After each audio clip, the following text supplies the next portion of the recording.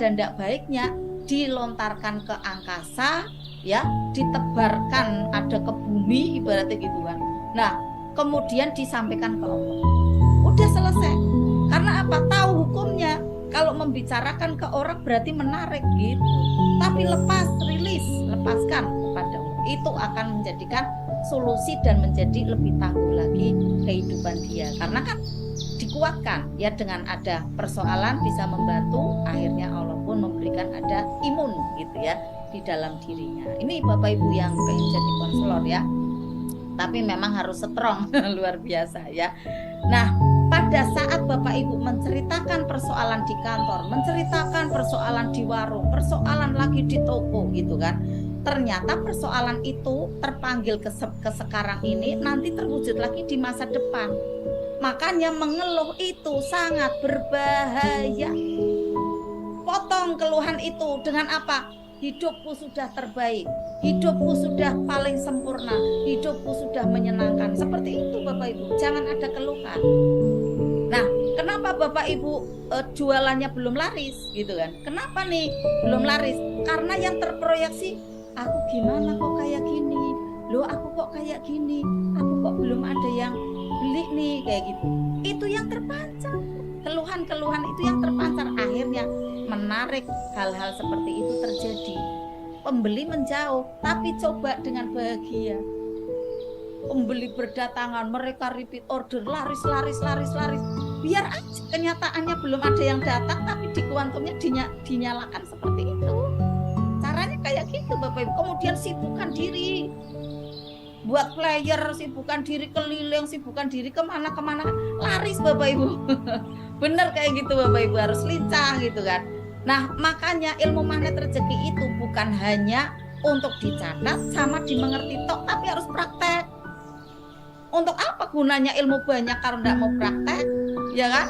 Jadi harus praktek. Nah, praktek ini ya kita harus gerak Bapak Ibu. Lah Bunda katanya kalau ini magnet rezeki duduk diam rezeki datang. Iyalah duduk diam. Kita hatinya diam, di hatinya kita tenang gitu kan. Ini duduk diam tapi fisik bergerak. Hatinya bahagia gitu kan. Hatinya tenang bahagia. Ya ini bagikan kayak duduk gitu. Ini aku lihat Arkanisa itu kayak di sana di batu itu kan, duduk tenang banget, tapi badan saya ke sana ke sini kok mondar mandir luar biasa. Tapi kok aku kok lihat kok di sana kok duduk gitu kan, seneng banget gitu kan, badan luar biasa, jarang istirahat gitu, tapi ya enjoy saja alhamdulillah. Nah seperti ini Bapak Ibu ya, jadi jangan untuk membicarakan hal-hal yang tidak baik di masa lalu ya, atau yang kemarin atau tadi peristiwa apa nih gitu ya, ataupun misalnya mau ngomong dengan suami 10% aja, 10, atau membicarakan dengan keluarga atau anak. Misalnya kalau saya misalnya anak saya ya, si A kayak gini Mas, ini baiknya gimana ya Mas. Nah pada waktu anak saya si A kayak gini, saya 10% aja selesai langsung. Saya sih pengennya kayak gini Mas, ini saya seperti ini. Wah Masya Allah ya, luar biasa anak kita tuh seperti ini. Nah sanjung lagi kayak gitu. Tapi misi yang tadi triggerannya positif itu, triggeran yang kurang baik itu adalah untuk nanti bisa menjadikan catatan ya, pembelajaran, dan nanti untuk bisa menarik ke lebih baik gitu kan. Nah kalau kita ngomongnya baik terus kan, lah ini koreksinya mana gitu, tapi 10% maksimalnya gitu ya. Ini contohnya gitu ya, contohnya.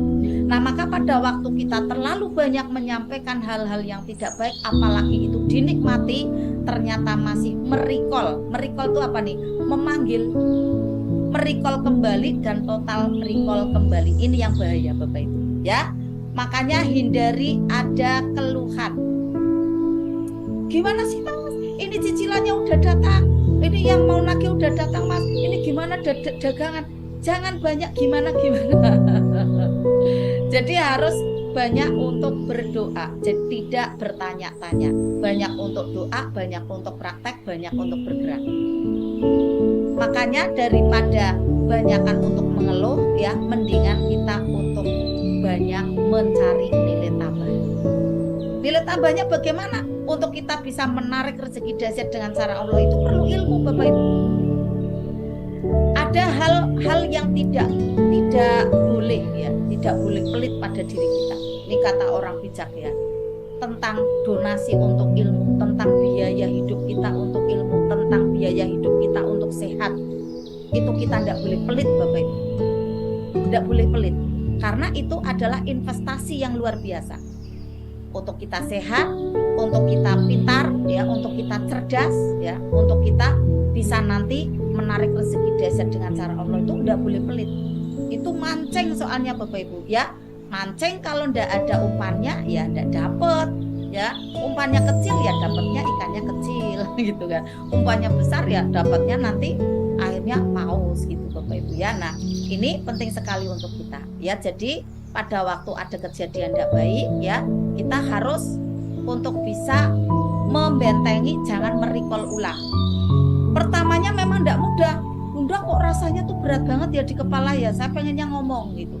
Bawa baca Al-Quran. Kalau saya kayak gitu, dinikmati. Bunda laku kok kalau baca Al-Quran tidak enak ya kalau sendirian gitu. Privat RFF LOP makanya gabung gitu kan. Nikmati dari awal. Kalau di rumah coba pakai iramanya ada Mishari, Imam Mishari ya, atau Muhammad Toha, ikutin. Nah nanti akan asik gitu ya, karena ada temennya ya, pakai HP tidak apa-apa sambil lihat gitu kan. Nah ini nanti tahan lama gitu kan, sambil untuk terus digali untuk hobi baca Al-Quran. Nah bagaimana penjelasannya tentang untuk kita bisa membentengi dari hal-hal buruk ya, karena apapun nih Bapak Ibu, apapun yang ada di alam ya, pada saat kita kasih makan, pada waktu kita ngomongin tidak baik, itu sebenarnya kita masih ngasih makan Bapak Ibu, ngasih energi, ngasih dia bertumbuh gitu kan. Menceritakan hal tidak baik ya, berarti kita masih memberi siraman-siraman pohon keburukan Bapak Ibu, masih memberikan makanan hal-hal bubur di dalam kehidupan kita. Maka bayangkan tumbuh apa tidak Bapak Ibu? Tentu tumbuh subur di sana. Ketidakbaikan tumbuh terus menerus. Sadari itu maka taubatlah. Tobat nih Bapak Ibu, tobat mengeluh, tobat menyalahkan keadaan, tobat menyalahkan orang lain, tobat menyalahkan Allah. Tobat. Karena pada saat ada tidak baik di dalam diri kita masih belum maju usahanya, kita masih belum sehat, kita masih belum baik rumah tangganya, itu yang tidak tepat diri kita Bapak Ibu, bukan orang lain. Makanya ambil cermin ajaib. Ya Allah, aku cemong di sini ya Allah, ampuni aku, bantu aku ya Allah untuk aku bisa lebih baik lagi hari esoknya. Seperti itu lebih mudah lagi nanti mensolusikan. Nah solusinya adalah dengan sholat tobat, dengan bercermin ajaib, masuk gua keajaiban, bersihkan jendela buram. Ini kan jurus-jurus semua nih, saya mengingatkan ya. Quranic vibration karputala. Jadi kalau punya persoalan, biasakan ngobrolnya ke Allah, ke dalam hati, ke dalam diri kita muhasabah, bercermin ajaib, kita tampilkan cermin ajaib kita, kemudian kita ngobrol, komunikasi yang terbaik dengan diri kita. Nah, silakan kalau mau ada menulis ya, menulis ada di kertas, tulis aja, karena itu cara untuk melepas.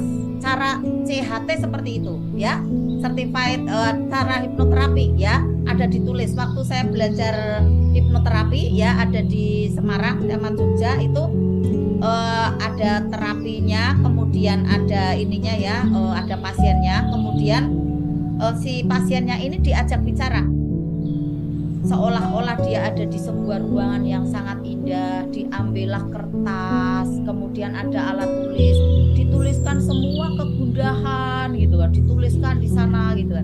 Nah ini cara untuk melepas ada energi gugur di dalam diri.